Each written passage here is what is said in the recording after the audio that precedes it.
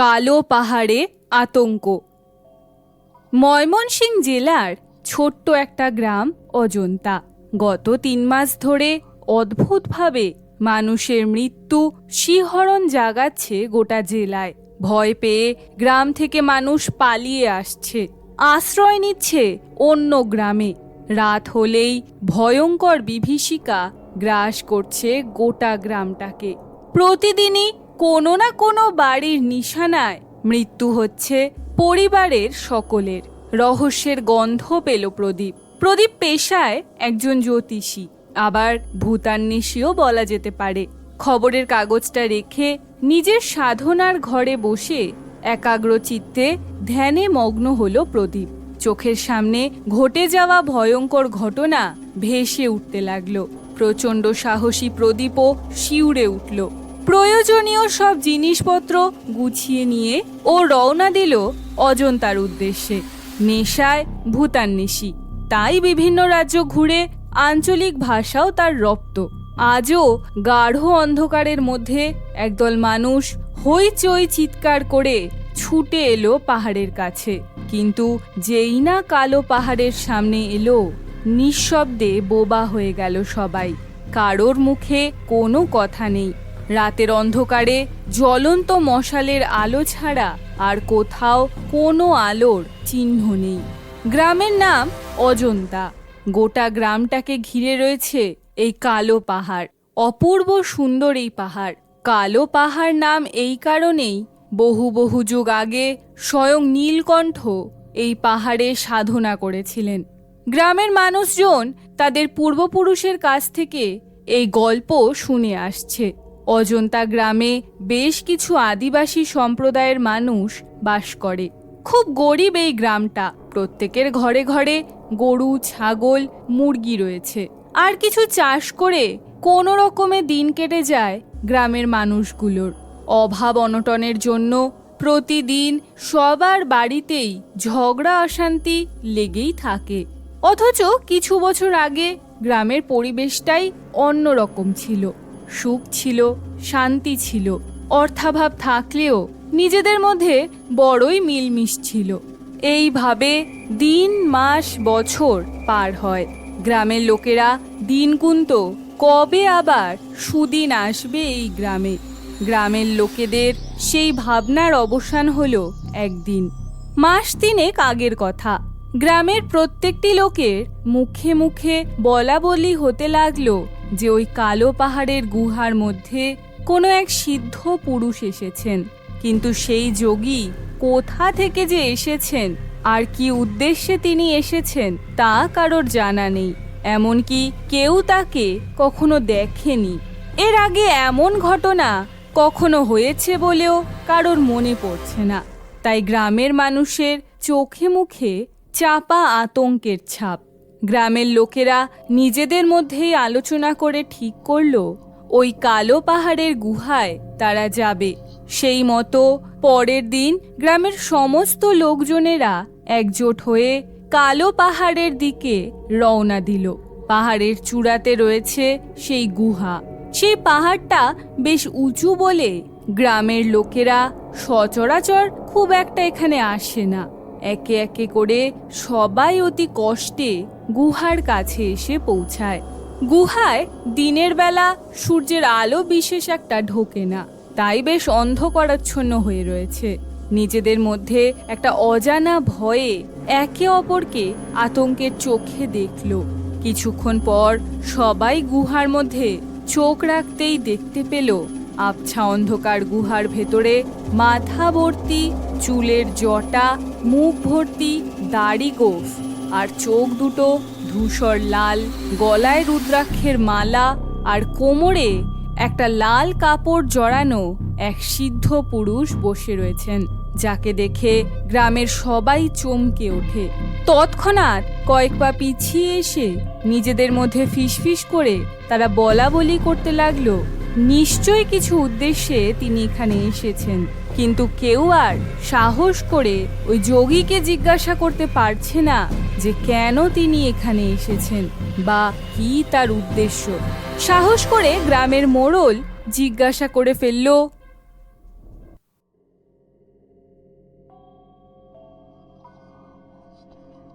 আপনি কে? কেনই বা এখানে এসেছেন? এই প্রশ্নবাণ এতটুকুও বিচলিত করল না ওই যোগীকে, বরং নীরব হয়ে স্থিরভাবে তাকিয়ে রয়েছে গ্রামের লোকগুলোর দিকে। বেশ খানিকক্ষণ বাদে যোগী বললেন, আমি এক বিশেষ তন্ত্র সাধনার জন্য এই পাহাড়ে এসেছি। এই পাহাড়টা খুব শান্ত নিরিবিলি পাহাড়, আর স্বয়ং মহাদেবের অবস্থান এই পাহাড়ে। যোগী কথাগুলো বলে শেষ করতে পারল না, তখনই গ্রামের লোকেরা একসাথে বলে উঠল, এখানে কোনো তন্ত্র সাধনা হবে না। যান যান, চলে যান। হ্যাঁ হ্যাঁ, শিগগিরই এখান থেকে যান। সেই মুহূর্তে যোগী বলে ওঠেন, তোদের গ্রামে প্রত্যেকের ঘরে ঘরে ঝগড়া অশান্তি প্রতিদিন লেগে থাকে, আর প্রত্যেকের ঘরে অভাব অনটন আছেই। তোরা চাস না তোদের গ্রামে একটু সুখ শান্তি ফিরে আসুক? এই কথা শোনার পর গ্রামের লোকেরা সবাই চুপ হয়ে গেল। সেই মুহূর্তে গ্রামের সমস্ত লোকের সরল মনে কয়েকটা কথা ঘুরপাক খাচ্ছে। এই যোগী আমাদের গ্রামের সমস্ত কিছু বলে দিল কিভাবে, যেন কোনো স্বয়ং বিধাতা ওদের সামনে এসে দাঁড়িয়েছে। নিজেদের গ্রামে সুখ শান্তিকে কে না বাঁচাতে চায়, তাই সবাই একসাথে বলে ওঠে, হ্যাঁ, আপনি এর প্রতিকার করুন বাবাজি। আপনি তো একজন সিদ্ধ পুরুষ, আপনি এর প্রতিকার করতে পারবেন। তখনই যোগী বললেন, বেশ, আমি এই গ্রামে সুখ শান্তি ফিরিয়ে আনবো, তবে একটা কথা তোদেরকে রাখতে হবে। গ্রামের সমস্ত লোকজনেরা বলে ওঠে, কি কথা? যোগী বলল, গ্রামের সুখ শান্তি ফিরিয়ে আনার জন্য আমার সাধনার জন্য একটা জীবের প্রাণ সমর্পণ করতে হবে। যোগীর কথাটা শোনা মাত্রই সেই মুহূর্তে গ্রামের মানুষদের মুখের রক্ত শূন্য হয়ে ফ্যাকাশে হয়ে গেল। কারোর মুখেই কোনো কথা নেই। যোগী গ্রামের মানুষের মনের কথা বুঝতে পেরে পরক্ষণেই বলল, এত ভয় পাওয়ার কিছু নেই, আমি ভয় পাওয়ার মতো কিছু বলিনি। গ্রামের এক মাঝবয়সী লোক জিজ্ঞাসা করেন, তা আপনি জীবটাকে নিয়ে কি করবেন? কথাটা শোনা মাত্রই যোগীর বিকট অট্টহাসিতে পাহাড়ের নিস্তব্ধতায় আঘাত লাগলো। গ্রামের লোকেদের হাত পা ঠান্ডা বরফ হয়ে গেল। পরক্ষণেই যোগী হাসি থামিয়ে বলল, আমি ওই প্রাণীটার তাজা রক্ত আমার সাধনার উদ্দেশ্যে কাজে লাগাবো। আমি যে প্রাণীর কথা বলছি সেটা তোদের সবার বাড়িতেই আছে। এমন কোনো প্রাণী, বাড়িতে পোষা প্রাণী না হলে আমার তন্ত্র সাধনা সম্পূর্ণ হবে না। আর আমার সাধনা সম্পূর্ণ না হলে তোদের গ্রামে সুখ শান্তি ফিরবে না। তারপরেই গ্রামের লোকেদের মধ্যে গুঞ্জন হতে থাকে। সবার বাড়িতে গরু ছাগল মুরগি ছাড়া আর তো কিছু নেই, কিন্তু কেই বা নিজের ঘরের পোষা প্রাণীকে এই যোগীর হাতে সমর্পণ করবে। খানিকক্ষণ পর একজন বলল, ঠিক আছে বাবাজি, আমার ঘরের মুরগিটা আপনার তন্ত্র সাধনার জন্য সমর্পণ করব, কিন্তু আমাদের গ্রামের কোনো ক্ষতি হবে না তো? আর আমাদের গ্রামে সুখ শান্তি ফিরবে? যোগী তখন প্রতিশ্রুতি দিয়ে বললেন, হ্যাঁ, অবশ্যই এই গ্রামে সুখ শান্তি সব ফিরে আসবে, আর কারোর কোনো ক্ষতিও হবে না। গ্রামের সমস্ত লোকেরা তখন একসাথে বলে উঠল, তবে কবে হবে আপনার এই তন্ত্র সাধনা?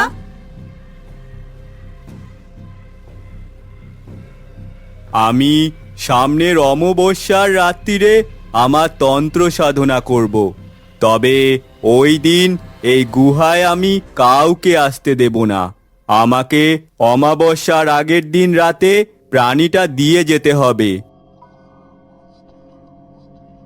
গ্রামের সবাই একসাথে বলল, ঠিক আছে বাবাজি, তাই হবে। তারপর সকলে মিলে ওই গুহা থেকে যার যার বাড়ি ফিরে গেল।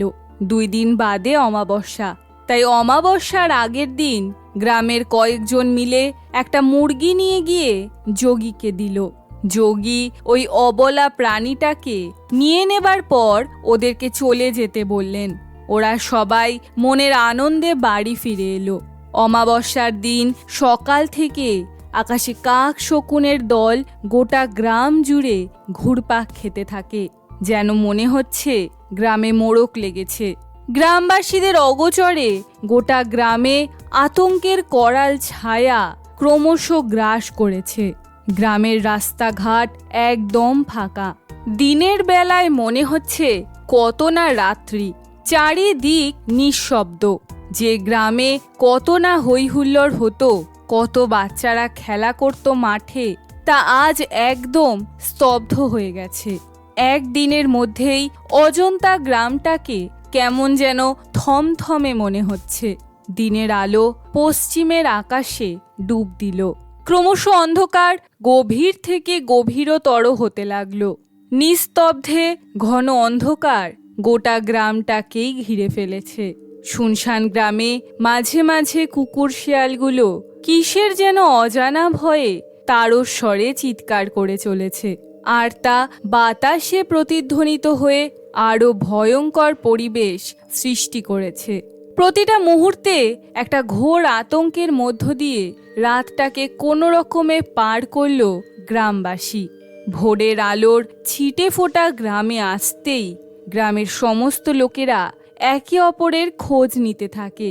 গ্রামের মানুষের কোনো অঘটন কিছু ঘটেছে কিনা, সবাই ভালো আছে কিনা, সমস্ত জানার পর সকল গ্রামবাসী আনন্দের উল্লাসে মেতে ওঠে। আজ থেকে যেন নিশ্চিন্তভাবে গ্রামের ঘরে ঘরে সুখ শান্তি ফিরে আসবে। কিন্তু বিধাতার লিখন যে অন্য কিছু ছিল। একটু বেলা গড়াতেই গ্রামের প্রায় সকলেই মনের আনন্দে কালো পাহাড়ের উদ্দেশ্যে রওনা দিল। কালো পাহাড়ের গুহায় আসা মাত্রই সবাই ভয়ঙ্কর আতঙ্কে ঠিকরে উঠল। আবার কেউ কেউ তাড়াহুড়ো করে কোনো ক্রমে পাহাড় থেকে নেমে গেল। কালো পাহাড়ের গুহার কাছে আসতেই তারা দেখল সেই যোগীর রক্তাক্ত নিথর দেহটা পড়ে আছে। চোখ দুটোকে কোনো এক শিকারী নেকড়ে খুবলে নিয়েছে, আর সেখান থেকে রক্ত গড়িয়ে হাঁ করে থাকা মুখটার ভেতরে পড়ছে। বুকের মধ্যে খুবলে খুবলে মাংস তুলে নেওয়া হয়েছে। পাহাড়ের গুহার চারপাশে রক্ত, তন্ত্র সাধনার দ্রব্য সামগ্রীগুলো ছড়িয়ে ছিটিয়ে পড়ে রয়েছে। গ্রামবাসীরা কেউই কিছু বুঝতে পারল না। ভয়ঙ্কর অবস্থা দেখে শুধুই সবার চোখে মুখে গভীর আতঙ্কের ছাপ। ওই অবস্থায় গুহার মধ্যে যোগীকে ফেলে রেখে যে যার মরণ দৌড়ে বাড়ির দিকে পালাতে লাগলো। কালো পাহাড়ের গুহায় এমন ঘটনা প্রথম, তাই গ্রামের মানুষেরা ভয়ে জড়সড় হয়ে থাকতে লাগলো। কিন্তু পাহাড়ের গুহার এই রকম মর্মান্তিক ঘটনার রেশ অজন্তা গ্রামের ওপর পড়ল কিছুদিন পর থেকে। একের পর এক গ্রামের মানুষ থেকে পশু কেউই বাদ গেল না এমন ভয়ঙ্কর মৃত্যুর থাবা থেকে। কিছুদিন পরে গ্রামের সকলে মিলে বৈঠক করল কিভাবে নতুন করে সমাধান পাওয়া যায়। এরই মধ্যে এক সাধু স্বপ্নে দেখল যোগী প্রদীপের প্রাণ যাওয়ার সময় তার শক্তি উড়ে যায় তারই বাল্যবন্ধু গণেশের কাছে। এখন গণেশই পারবে তাদের এই বিপদ থেকে রক্ষা করতে। তাই সবাই মিলে গণেশের কাছে গেল। সবার বিপদের কথা শুনে এগিয়ে এলো গণেশ। সাহস নিয়ে গণেশ বলল, কিছু হবে না আমার। আমি আজীবন এই সবের সন্ধান নিয়ে ঘুরে বেরিয়েছি। বিপদ আমাকে সহজে গ্রাস করে না। মা চামুন্ডা সর্বদা আমাকে রক্ষা করেন। সেই দিন গভীর রাতে গণেশ রওনা দিল কালো পাহাড়ের গুহায়। গণেশ গুহায় আসার পর স্পষ্ট বুঝতে পারল ওর আশেপাশে অদৃশ্যভাবে কেউ একজন আছে। নিঃশব্দ রাতের অন্ধকারে গুহায় কে থাকতে পারে তা এতটুকু বুঝতে অসুবিধা হলো না গণেশের। স্বয়ং চামুণ্ডা যার সহায়, তার আবার কিসের ভয়? গণেশ বিন্দুমাত্র সময় নষ্ট না করে গুহার সামনে তাড়াতাড়ি করে একটা যজ্ঞকুণ্ড তৈরি করে নিল। ওর নিয়ে আসা সমস্ত দ্রব্য সামগ্রী ব্যাগ থেকে বের করে যজ্ঞকুণ্ডর সামনে রাখল। হঠাৎ করে ভয়ঙ্কর চিৎকার নিস্তব্ধ বাতাসে পাহাড়ে প্রতিধ্বনিত হতে লাগলো। গণেশ কোমণ্ডলুর গঙ্গা জল নিয়ে গুহার চারিদিকে ছড়িয়ে ছিটিয়ে দিল। তারপর ওই যজ্ঞকুণ্ডর সামনে বসে মা চামুণ্ডাকে আহ্বান করলো মনে মনে। পর মুহূর্তে গণেশের আহ্বান পেয়ে মা চামুণ্ডা স্বয়ং রক্ষা কবচ হয়ে বিরাজ করল সেই গুহায়।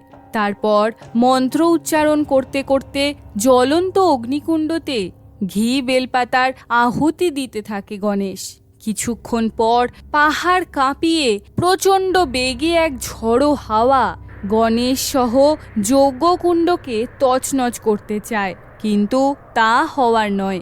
যেখানে স্বয়ং মা চামুণ্ডা বিরাজমান, পরক্ষণে পাহাড়ে একটা ভয়ঙ্কর আর্তনাদ বাতাসে ভেসে এলো, যেন কোনো পাহাড় ভেঙে গেল।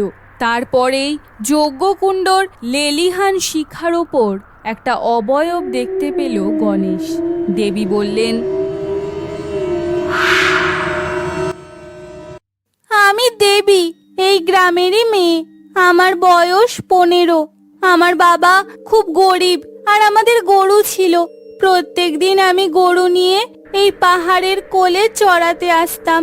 সেই দিনও এই পাহাড়ে গরু চড়াতে এসেছিলাম। আর সেই দিন পাহাড়ে ঘুরতে এসেছিল 4 জন শয়তান। আর ওই 4 জন শয়তান আমার শরীরটাকে ছিঁড়ে খেয়েছিল। আমার আকুতিও ওদের কানে পৌঁছয়নি সেদিন। শরীর থেকে প্রাণ বেরোনো না পর্যন্ত ওরা উল্লাস করে চলেছিল। সেই দিন আমার চিৎকার আর্তনাদকে কেউ শুনতে পায়নি এই গ্রামে। তারপর সেই নিথর দেহটাকে ফেলে দিল পাহাড়ের এক খাঁজে।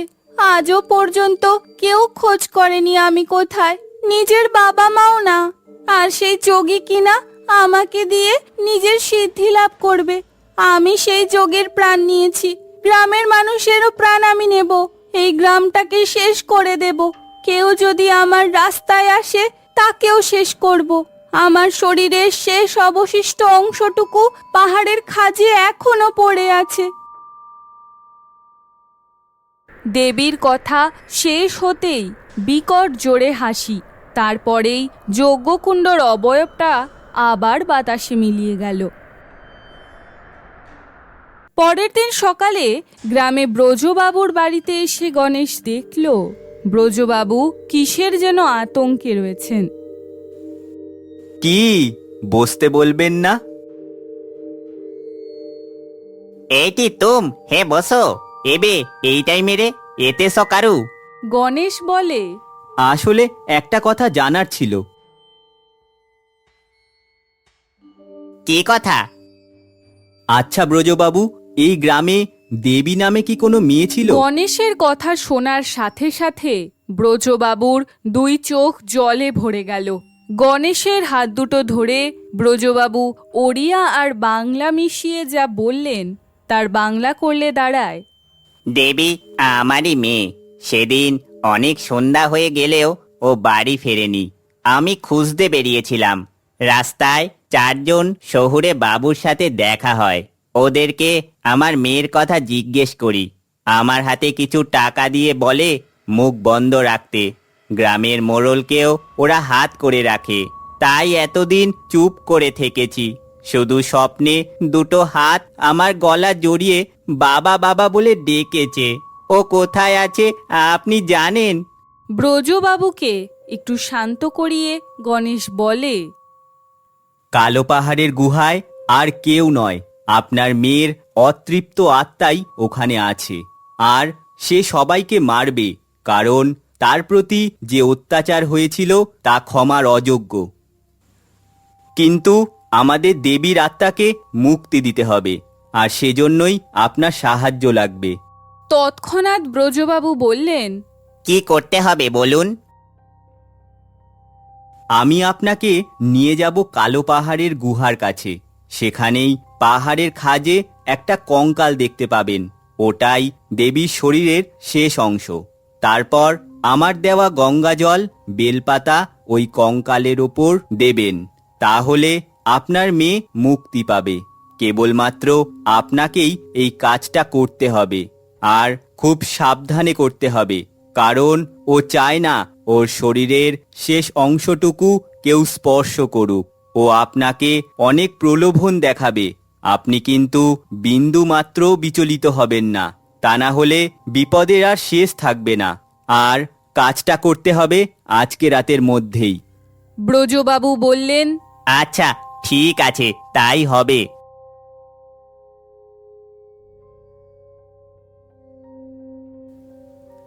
রাতের অন্ধকারে দুজনে রওনা দিল কালো পাহাড়ের গুহায়। গুহায় এসে ব্রজবাবু কেমন যেন কাঁপছেন। গণেশের ছোঁয়ায় ব্রজবাবু চমকে ওঠেন। তারপর আরও একবার সমস্ত কথাগুলো স্মরণ করিয়ে দিল গণেশ ব্রজবাবুকে। বারবার একটা কথাই সে বলে গেল ব্রজবাবুকে, যাতে তিনি কোনোভাবে দেবীর কথায় সাড়া না দেয়, প্রলোভনে পা না ফেলে। আর তাকে আশ্বাস দিল যে সে এই গুহার কাছে ধ্যানে বসে থাকবে। ব্রজবাবু কমণ্ডলে গঙ্গা জল আর বেলপাতা নিয়ে পাহাড়ের খাজে কঙ্কালটার দিকে এগোতে লাগলেন। কঙ্কালের সামনাসামনি আসতেই হঠাৎ করে কে যেন বলে উঠল, বাবা, তুমি এখানে কি করছো? তুমি বাড়ি চলে যাও। ব্রজবাবু দাঁতে দাঁত চেপে নিজের লক্ষ্যের দিকে এগোতে থাকেন। প্রবল জোরে ঝড়ো হাওয়ায় ব্রজবাবুকে সামনের দিক থেকে ঠেলে রেখেছে, যাতে আর না এগোতে পারেন। যেই না ব্রজবাবু মুখে বললেন, জয় মা চামুন্ডার জয়, মুহূর্তের মধ্যে সমস্ত বাঁধন খুলে গেল। আর সঙ্গে সঙ্গে গঙ্গা জল আর বেলপাতা তিনি ওই কঙ্কালের ওপর দিয়ে দিলেন। আর সঙ্গে সঙ্গেই আকাশ বাতাস কেঁপে উঠল এক প্রচণ্ড চিৎকারে। ব্রজবাবু ওখানে বসে অঝরে কেঁদে ফেলেন। গণেশ এসে ওনাকে ধরে কালো পাহাড়ের গুহা থেকে বাড়ি নিয়ে আসেন। নতুন ভোরের আলোয় গোটা অজন্তা গ্রামটা আজ যেন ঝলমল করছে। আজ সমস্ত গ্রামের লোকেরা ব্রজবাবুর বাড়ির সামনে এসে দাঁড়িয়ে রয়েছেন। গ্রামবাসীদেরকে দেখে ব্রজবাবু সব ভুলে গিয়ে আগামীর স্বপ্নে ডুব দিলেন। অজন্তা গ্রামকে নমস্কার জানিয়ে বিদায় নিল গণেশ।